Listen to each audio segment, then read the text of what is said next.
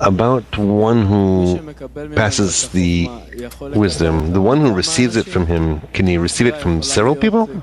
Can the passing occur from, meaning can you absorb a passing from several sources, or is there always one Kabbalist that you get it from?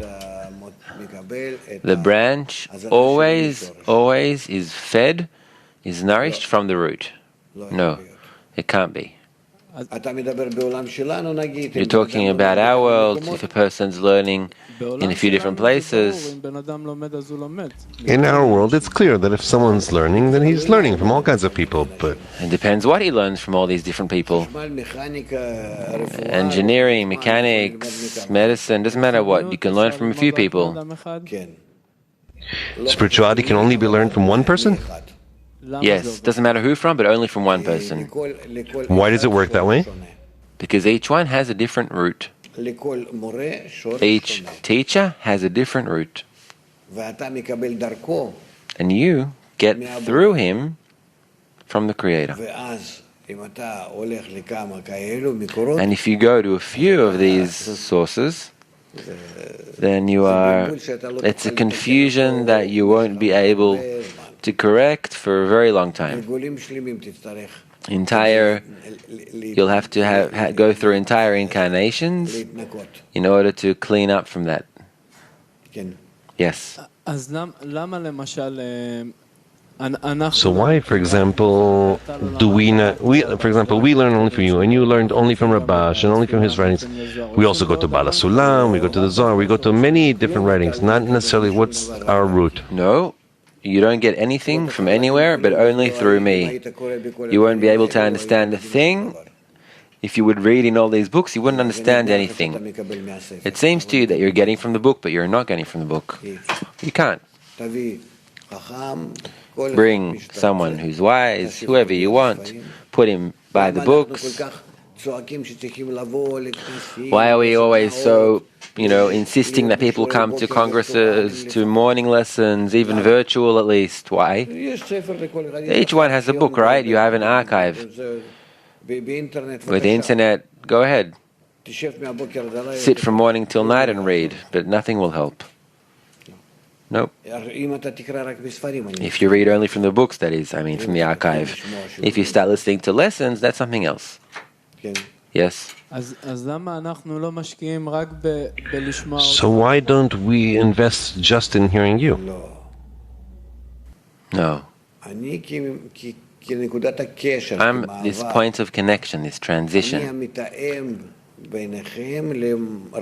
the transition between you to Rabash, the connector between you to Rabash, to Baal HaSulam, and beyond them, that's already, it's 3 degrees, so beyond that is not important.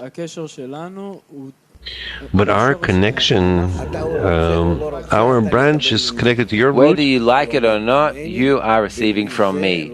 You're learning from me, and without that, you would not develop your approach to the wisdom of Kabbalah, to godliness. I'm explaining to you, I'm stabilizing within you this image of the Creator which you are turning to. That is the work of the teacher. How do students know that they're working correctly with their teacher? They need to know only one thing. Are they annulling? Only annulment. Nothing other than that.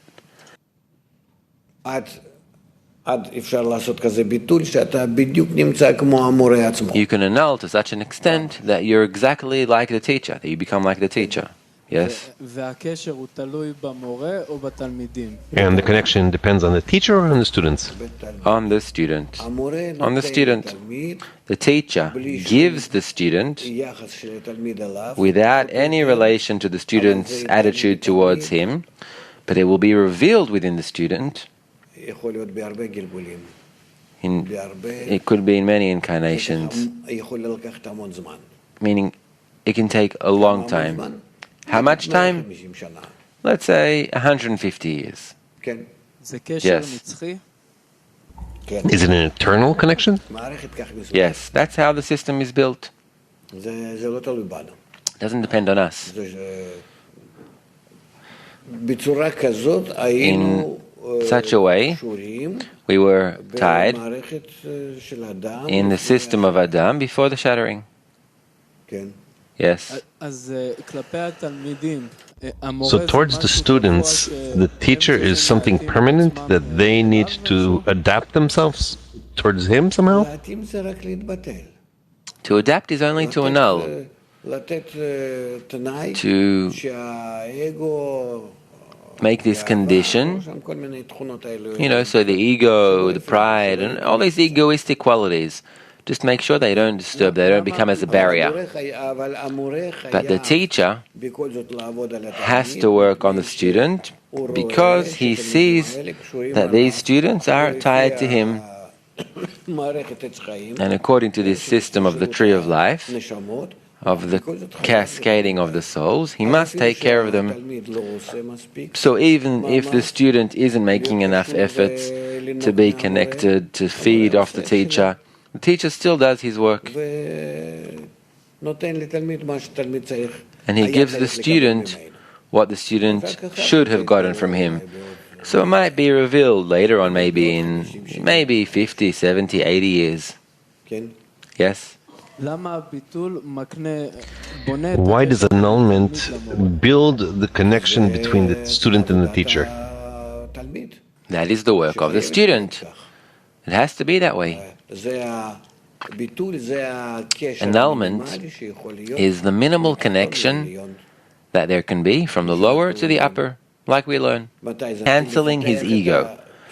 Then he starts developing the connection which is already above annulment of the ego, and he uses the ego to penetrate within the teacher, within the upper one even more. That's above the ego, above annulment. But before he annuls himself, there is no contact between them. There's contact from the Creator to the student, and the teacher makes these preparations within the student. That is why you should be very careful. Careful in not following the teacher's recommendations and intentions. Otherwise, you're detaching yourself from the source. That's it. And then,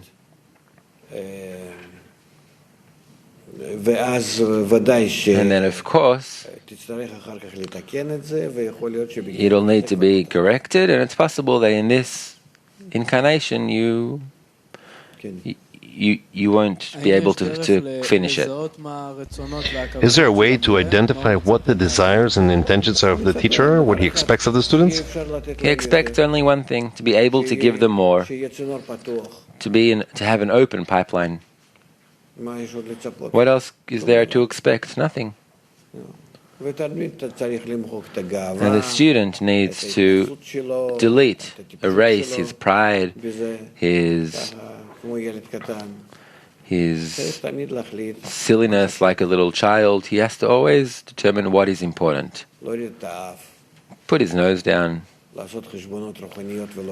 to make spiritual calculations and not corporeal ones.